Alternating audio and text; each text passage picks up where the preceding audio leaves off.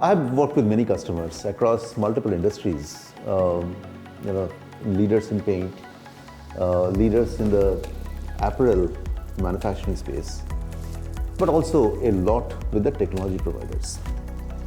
So when I look back, one of the ways that I have seen companies transform themselves in the sales space is managing two dimensions really well. A, moving up the relationship ladder. But moving up the relationship ladder by being more objective in terms of advising, and then over time building up that credibility and trust and be a trusted advisor. That can be done well only when the second dimension comes in. And that second dimension is that of process discipline, sales process discipline.